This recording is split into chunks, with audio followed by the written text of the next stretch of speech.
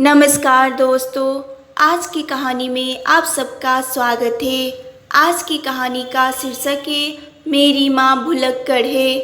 अरे बेटा, थोड़ा आराम से चलो, बच्चे को मैराथन में दाखिल नहीं कराना है। गीता अपनी गर्भवती बेटी सोनम को टोकते हुए बोली। हाँ माँ, ऑफिस के लिए लेट हो रही हूँ, कहते हुए सोनम निकल गई। गीता और महेश ने सोनम को गोद लिया था। गीता एक टीचर थी। लगभग 20 साल पहले सड़क पर 5-6 साल की लड़की को भटकते हुए गीता ने देखा।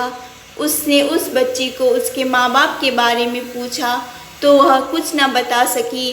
पुलिस में शिकायत दर्ज करने के बाद गीता उस बच्ची को अपने घर ले आई।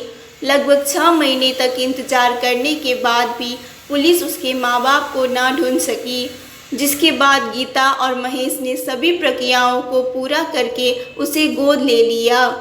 सोनम के बाद गीता और महेश को 2 बच्चे और हुए, रोहित और अर्चना। गीता और महेश ने कभी भी सोनम और अपने दोनों बच्चों में भेदभाव नहीं किया। वो तीनों बच्चों को एक जैसा ही प्यार दुलार देते थे। समय आने पर सभी बच्चों को ये बात भी बता दी गई कि सोनम गोद ली हुई बेटी है, लेकिन इस बात से रोहित और अर्चना को बिल्कुल भी फर्क नहीं पड़ा, बल्कि वो सोनम को और ज़्यादा सम्मान देने लगे। सोनम ने ग्रेजुएशन के बाद MBA किया और एक बड़ी कंपनी में HR की नौकरी करने लगी। सोनम को विशाल से प्यार था। इस बात को जब उसने अपने माँ बाप को बताया तो उन्होंने खुशी खुशी सोनम की शादी करा दी। विशाल पेशे से इंजीनियर था, तो उसे काम के सिलसिले में कहीं भी जाना पड़ता था। इसीलिए शादी के बाद भी सोनम अपने परिवार के साथ ही रहती थी। शादी के 1 साल बाद ही वह गर्भवती हो गई। इसी बीच विशाल को 1 साल के लिए न्यूयॉर्क जाना पड़ा। सोनम को किसी बात की चिंता नहीं थी, पूरा परिवार उसका ध्यान रखता था। एक दिन अर्चना सोनम के पास आकर कहने लगी, दीदी आज मैं बहुत खुश हूँ, मैं इंजीनियरिंग करने के लिए हार्वर्ड यूनिवर्सिटी जा रही हूँ। सोनम ये बात सुनकर खुश तो हुई, लेकिन अचानक से उसे उसके अतीत ने कचोटना शुरू कर दिया। वह मन ही मन सोचने लगी कि मेरा भी तो मन था विदेश जाकर पढ़ने का, लेकिन उस वक्त माँ बाप ने मना कर दिया। आखिर अपना खून है, उसे तो जाने ही देंगे ना। सोनम को अचानक से परायापन महसूस होने लगा। उसे समझ नहीं आ रहा था कि वह क्या करे। जिस वक्त गीता और महेश ने सोनम को मना किया था, उस वक्त उनकी आर्थिक स्थिति ठीक नहीं थी, लेकिन इस बात को सोनम समझ ही नहीं पाई। सोनम ने अगले दिन माँ से बेरुखी से कहा कि विशाल आ रहे हैं मुझे लेने, अब मैं उनके साथ ही जाकर रहूँगी। गीता को ये बात कुछ समझ में नहीं आई।